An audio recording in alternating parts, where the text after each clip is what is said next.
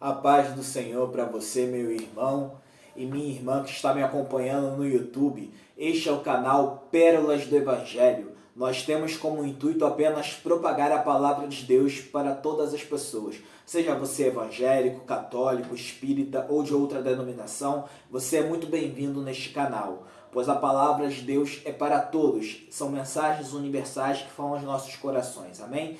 Desde já quero me apresentar. Meu nome é Bruno César e você é muito bem-vindo neste canal. Por favor, se você gostou do vídeo, deixe o seu like e compartilhe com outras pessoas, para que outras pessoas possam ser edificadas e abençoadas com a palavra de Deus. Amém? Eu quero compartilhar uma palavra com você que se encontra, aliás, o tema da mensagem é crise de identidade.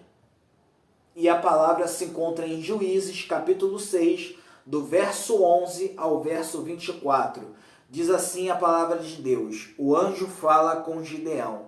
Então o anjo do Senhor veio e assentou-se debaixo do carvalho, que está em Ofra, que pertencia a Joás Abiezrita.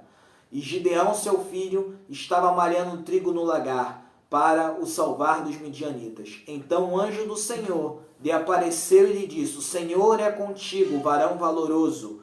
Mas Gideão lhe respondeu: ai, Senhor meu, se o Senhor é conosco, por que tudo isto nos sobreveio? E que é feito de todas as suas maravilhas que nossos pais nos contaram, dizendo: não nos fez o Senhor subir do Egito?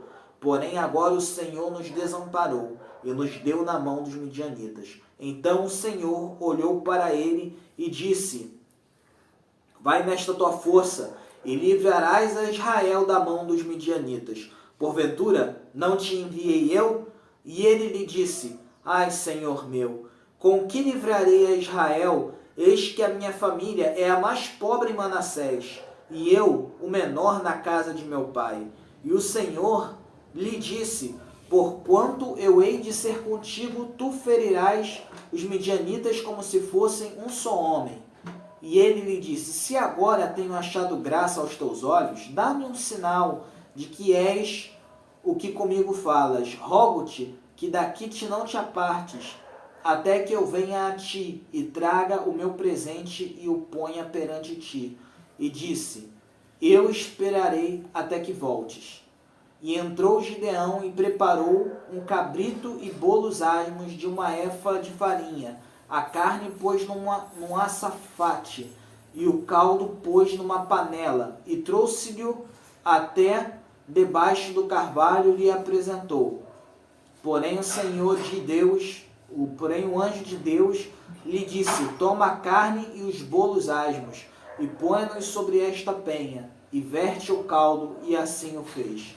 E o anjo do Senhor estendeu a ponta do cajado que estava na sua mão e tocou a carne e os bolos asmos.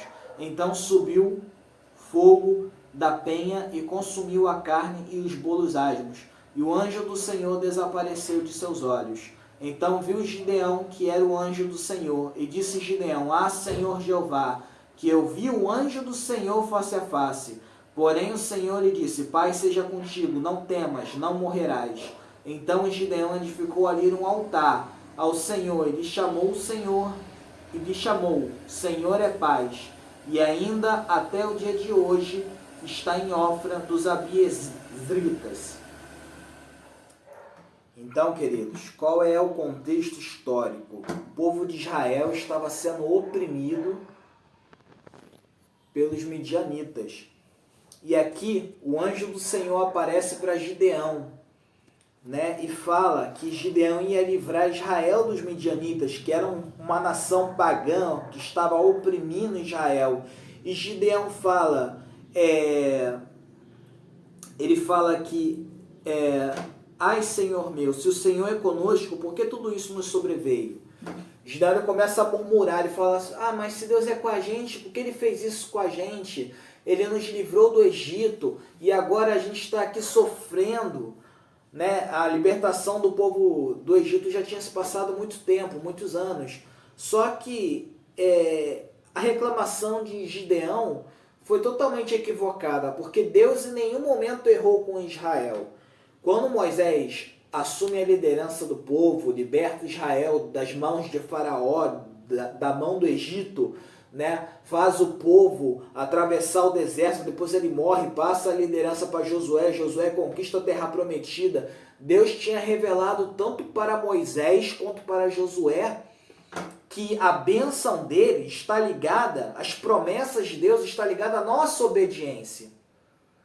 E Deus falou, olha, se Israel voltar a me desobedecer, voltar a viver dissolutamente, voltar a viver no pecado, eu vou permitir que uma nação opressora domine Israel, assim como o Egito dominou Israel.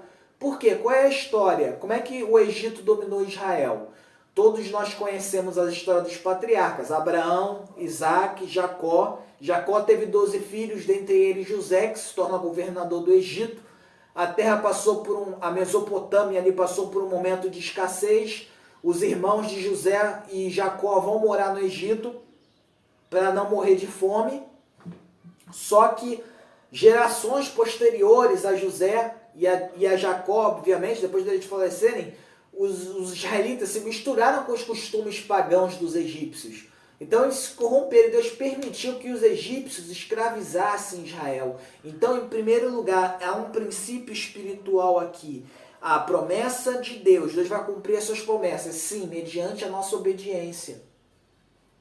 Israel não obedeceu e foi escrava do Egito. Aí quando Israel se arrependeu, reconheceu seus erros, Deus levantou Moisés para livrar Israel de Faraó, para livrar Israel do Egito. Depois, sob a liderança de Josué, que era sobrinho de Moisés, Josué conquista a terra prometida. Mas Deus fala para Josué, Josué, avisa para esse povo, se esse povo voltar para a idolatria, se esse povo voltar para o pecado, eu vou permitir que uma nação tão poderosa quanto foi o Egito os domine. E foi o que aconteceu aqui. O livro de Juízes é como se fosse um ciclo vicioso. O povo de Israel se corrompe com a idolatria, vem uma nação opressora, Deus levanta um juiz, que, né, o livro de Juízes, os juízes eram líderes, eram guerreiros ou profetas que lutavam pela libertação de Israel. Então é um ciclo vicioso. Israel se corrompe com a idolatria, um povo opressor, uma nação inimiga, uma nação pagã domina Israel, Deus levanta um juiz para libertar Israel, e Israel vivia um tempo de paz. E depois voltava tudo de novo. Você vê na história dos juízes, na história da monarquia. Na verdade, em todas as histórias da Bíblia e no mundo, é sempre assim. A humanidade se corrompe, Deus perdoa, Deus restaura e depois a humanidade volta para o erro de novo. E Gideão está aqui falando, mas se Deus é com a gente, por que isso nos sobreveio? E às vezes você se pergunta, mas se Deus é comigo, por que eu estou sofrendo? Você tem sido obediente a Deus? Como eu falei, as promessas de Deus vão se cumprir na nossa vida mediante a nossa obediência. Você tem que ter uma vida de santidade. Ser santo não é perfeito. A palavra santo significa separado. Quando você é cristão, você é um povo, você faz parte do povo santo, porque nós somos separados. Nós temos outros costumes e outros hábitos. Nós não praticamos o pecado, nós não vivemos na bebedeira, nas drogas, na imoralidade sexual. Nós temos outros comportamentos, porque nós somos um povo escolhido. Deus nos separou. E é isso que é ser santo, é ser separado do mundo. Você não se contamina com o lixo, com o pecado do mundo. Mas é claro, nós como seres humanos, nós não somos perfeitos. Nós vamos ter os nossos erros. Mas que esses erros sejam acidentais e não propositais. Aqui em Israel, Gideão está falando, mas se Deus é conosco, Ele nos livrou do Egito para a gente terminar aqui sofrendo na mão dos midianitas, mas Deus não tinha culpa de nada. Foi o próprio Israel que cuspiu na cara de Deus. Porque Deus deu uma terra, eles já tinham conquistado a terra prometida, Josué já tinha morrido há muito tempo. E as tribos estavam o quê? No pecado, na idolatria, adorando a Baal. E aí Deus permite que os midianitas, nessa parte aqui da história do livro de Juízes, isso acontece muitas vezes. Várias nações vão dominar Israel aqui devido à desobediência. E Deus permite essa aflição para que Israel se conscientize, igual se conscientizou no Egito. Poxa, nós pecamos contra Deus, vamos pedir perdão. Talvez você tenha que pedir perdão a Deus. Talvez você esteja na desobediência. E você fala, Deus me abandonou. Deus não te abandonou. Você que abandonou a Deus. Deus nunca nos abandona, é a gente que abandona Ele. E aqui Israel estava adorando a outros deuses, estava traindo a Deus, depois de tudo que Deus fez. Depois de Deus ter livrado Israel de Faraó, do Egito, ter operado milagres extraordinários, ter dado maná, tirado água da rocha. Deus fez tanta coisa boa. Deus é tão bom, tão maravilhoso. E o povo abandonou a Deus para adorar deuses maus, a falsos deuses. E aí, Gideão... E aí, qual é a crise de identidade aqui? Gideão tinha uma autoestima muito baixa, porque a família dele era a mais pobre da tribo de Manassés. E ele era um filho caçula, e naquela época o filho caçula não herdava nada, o filho caçula era o resto. O filho caçula era visto como um Zé Ninguém. Mas Gideão estava ali trabalhando, malhando no lagar, e o anjo aparece para ele e fala, vai nessa tua força, Deus te escolheu. Talvez, querido, você não acredite muito em si mesmo, mas Deus acredita. Não duvide do que Deus fala para você, porque Deus não é homem para mentir, nem filho do homem para se arrepender. Deus não é mentiroso, quem é mentiroso é o diabo. Se Deus diz que você vai vencer, a Bíblia diz que Deus é onisciente, que Ele sabe de todas as coisas. Se a Bíblia diz que você vai vencer essa dificuldade, que você vai conseguir, é porque você vai conseguir, porque Deus não é mentiroso. Só cabe a você acreditar em si mesmo, porque Deus já acredita em você. Deus acreditava em Gideão. Aqui fala, vai nessa tua força, Deus é contigo, o Senhor é contigo, varão valoroso. Em algumas versões da Bíblia está escrito assim, Deus é contigo, guerreiro poderoso. Era assim que Deus via Gideão, como um guerreiro poderoso, como algo especial, alguém importante, algo grande. E é assim que Deus vê você. Talvez você foi uma pessoa menosprezada na sua família pelos seus pais, pelos seus irmãos. Provavelmente, para Gideão ter essa estima tão baixa por si mesma, é porque ele deve ter sido muito depreciado. Como eu falei, o filho caçula era considerado inferior a todos os outros filhos. Então, Gideão, ele tinha seus complexos de inferioridade. Ele tinha seus complexos de inferioridade. Ele se achava inferior, o patinho feio. Mas Deus não olhava para ele assim, porque Deus enxerga valores que o homem não enxerga. A visão de Deus é diferente da nossa. Então, se você está numa crise de identidade, saiba que Deus te ama e que você é filho de Deus. Você é alguém importante, você é alguém especial, você é um guerreiro poderoso, você é um varão valoroso. Não acredite nas mentiras do diabo. O diabo que quer fazer você acreditar. Você não vai conseguir obedecer a Deus. Você não vai conseguir vencer esse problema. Você não vai conseguir vencer esse vício. Você não vai conseguir ir para frente. O diabo quer que você pense isso. Mas Deus não fala isso, não. E nós temos um amigo que é o Espírito Santo. E ele nos dá poder sobre o pecado. Ele nos dá poder para vencer qualquer adversidade, seja os nossos erros ou as dificuldades da vida. O Espírito Santo ele nos capacita, ele nos dá força. E Gideão ele pede um sinal. Ele pede um sinal para saber se era o anjo mesmo que estava falando com ele. Porque muitas vezes a gente vai fazer a obra de Deus desleixadamente. Nós temos que ser zelosos. Gideão ele pede um sinal, Deus confirma e ele fala, realmente... É da parte de Deus que eu tenho que combater os midianitas.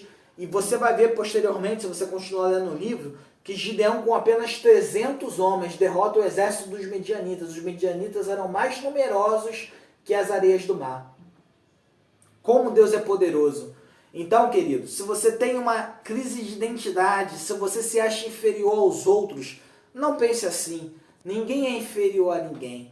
Jesus ama você. Deus te escolheu com as suas qualidades e com os seus defeitos. Não olhe para a cor da sua pele, para o seu sexo, para a sua idade, para a sua condição financeira. Deus escolheu você. Gideão era o filho caçula, da família mais pobre de Manassés. Ele se achava inferior, mas Deus não o via assim. E você vai ver aqui que quando Gideão derrota os midianitas, os israelitas queriam colocar Gideão como rei de Israel. Mas ele fala, não, quem vai governar vocês vai ser Deus, eu não vou ser rei de vocês. Que história bonita, não é verdade? E lembrando da questão da obediência também. Gideão conseguiu consertar um erro dos seus antepassados, né? Os ancestrais de Gideão se corromperam com a idolatria, logo os midianitas vieram dominar Israel. Mas Gideão, ele quebra essa maldição, ele traz santidade para Israel, que você possa ser assim. Se você tem sofrido males pela sua desobediência, porque você se afastou dos caminhos de Deus e você às vezes fica culpando a Deus por causa disso, eu quero te dizer, querido, Deus te ama, Deus não quer o seu sofrimento, Deus nunca abandonou você. Às vezes nós é que nos afastamos de Deus, nós é que o abandonamos. E é muito fácil querer colocar a culpa em Deus, querer colocar a culpa nos outros. Difícil é olhar para dentro de nós e assumirmos a responsabilidade dos nossos atos. Gideão aqui estava falando, Deus nos abandonou. Como eu expliquei, Deus não tinha abandonado.